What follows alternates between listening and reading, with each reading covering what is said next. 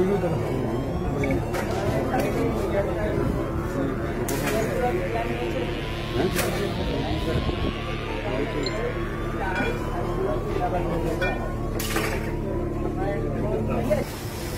জেলাতে আমার প্রায় 5 মাস।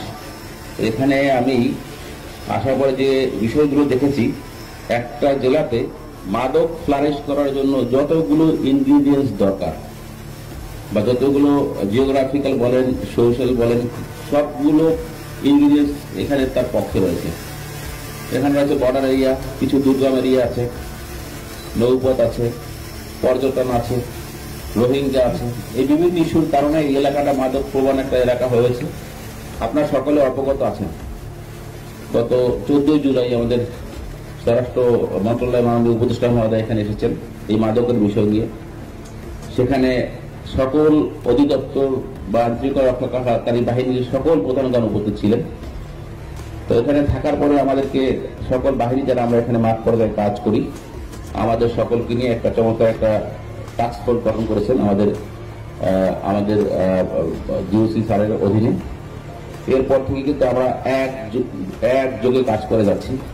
আপনাদের কাছে তথ্য কতটুকু কাছে আমি জানি না। আমার গত 12 বছরের রেকর্ড আমার অফিসে আছে, আমি সেগুলো সব পর্যালোচনা করেছি। বাট এই 12 বছরের যত রেকর্ড আছে, আমি গত 1 মাসের হয় নাই, এটা হলো যে গত 20-25 দিনের মধ্যে এই যে রেকর্ড, এই রেকর্ড কিন্তু পুরো 12 বছরের মধ্যে I didn't found any record like this.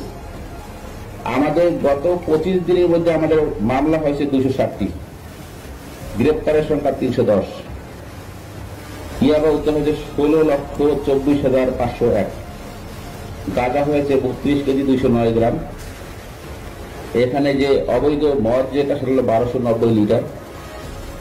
তো আমরা এখানে মাদক দ্রব্য বন্ধ করার জন্য যে অবৈধ যেখান থেকে যে পাকা হচ্ছে বা বিভিন্ন হয়ে যাচ্ছে, আমরা সবগুলো বাহিনী এখানে একযোগে আমাদের মধ্যে আন্তঃসমন্বয় রেখে আমরা একযোগে কাজ করে যাচ্ছি।